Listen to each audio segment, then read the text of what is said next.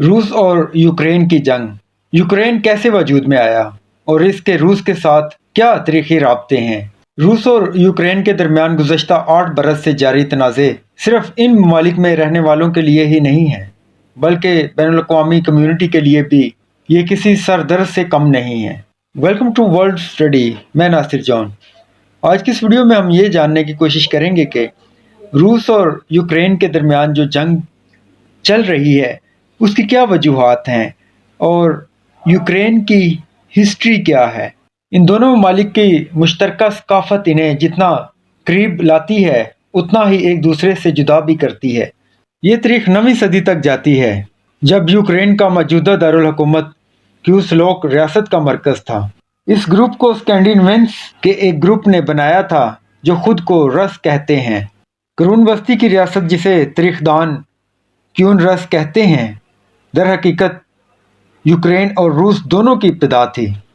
Moscow 12ویں صدی کے دوران وجود میں آیا اور کیو کے ولادیمیر ون نے آرتھوڈکس کرسچن کو بطور ریاستی مذہب قبول کیا۔ ولادیمیر ون نے ہی رس سلطنت کی بنیاد رکھی، جو آج کے بیلاروس، روس، یوکرین اور بحر بلقان پر مشتمل ہے۔ اس خطے میں بولے جانے والی مختلف زبانوں کے نتیجے میں آخرکار یوکرینی، بیلاروسی اور روسی زبانیں وجود میں آئیں۔ آپس میں ایک دوسرے سے جڑی اس تاریخ کی وجہ سے ہی شاید روس کے صدر ولادیمیر پوتن کا یہ دعویٰ بظاہر درست نظر آتا ہے کہ روس اور یوکرین کے لوگ ایک ہی ہیں۔ لیکن ماہرین کے مطابق چاہے روس اور یوکرین کی ابتدا ایک ہی تھی، لیکن گزشتہ 9 صدیوں کے دوران یوکرینیوں کا تجربہ بہت مختلف رہا اور اس کی وجہ ملک کو تقسیم کرنے والی مختلف طاقتوں کی حکمرانی تھی۔ لندن کی یونیورسٹی کے پروفیسر اینڈریو ولسن کے مطابق ضروری ہے کہ یوکرین اور اس کے خطے اور شناخت کو ایک یونٹ کی بجائے ایک پہیلی کے طور پر دیکھا جائے۔ اب پہیلی کیا ہے؟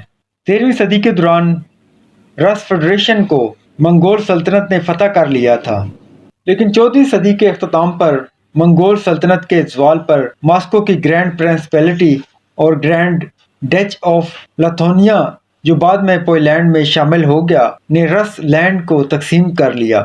کیو اور اس کے گرد علاقے پولینڈ، لتھونیا کامن ویلتھ کے زیر حکومت آ گئے، جبکہ مغربی یوکرین میں موجود کلیسیا ایک طویل عرصے تک ہیبسبرگ سلطنت کا حصہ رہا، جس کے ثقافتی نقوش آج بھی موجود ہیں۔ روس کی تاریخ پر گہری نظر رکھنے والے تاریخ دان نے بتایا کہ یوکرین کے مغربی حصے کی تاریخ اس کے مشرقی حصے سے بالکل مختلف ہے۔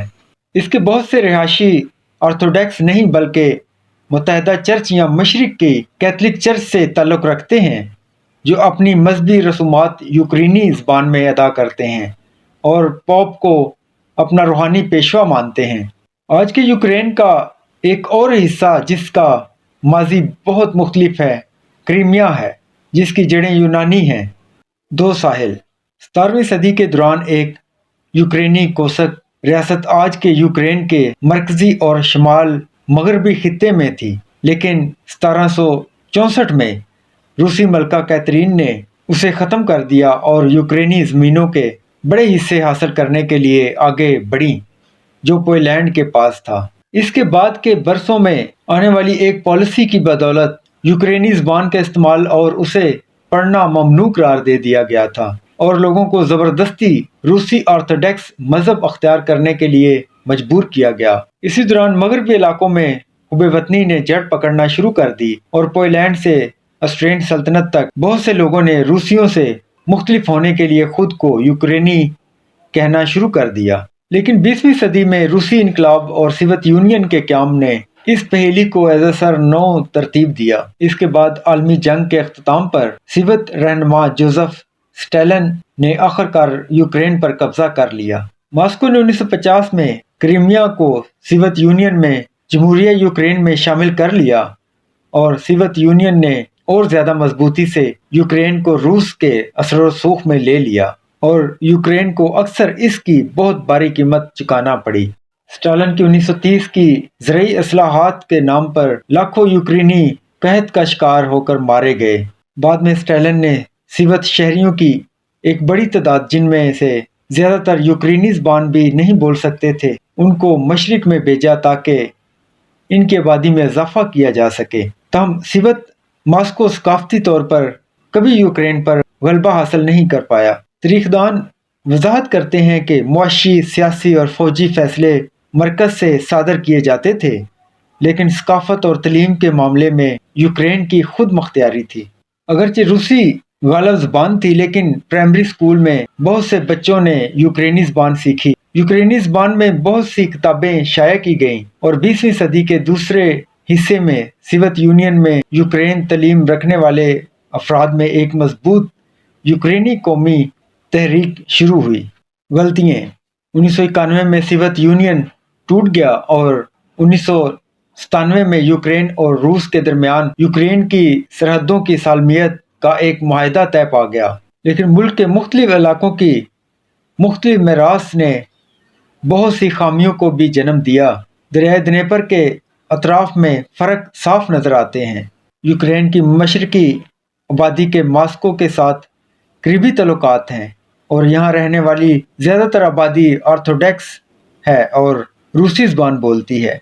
यूक्रेन का मगरिब, जो सदियों तक यूरोप जैसे पोलैंड रहा, यहाँ के रहायशी कैथलिक हैं और अपनी ज़बान बोलते हैं। हर किसी का एक अपना ख्वाब है। इनमें से कुछ अपनी आबाई सरजमीन की जानब लौट जाना चाहते हैं, जबकि कुछ आज़ादी के रास्ते पर जाना चाहते हैं। यकीनन आज की वीडियो आपको पसंद आई होगी। अगर पसंद आई है तो वीडियो को लाइक कर दें और दोस्तों के साथ शेयर कर दें।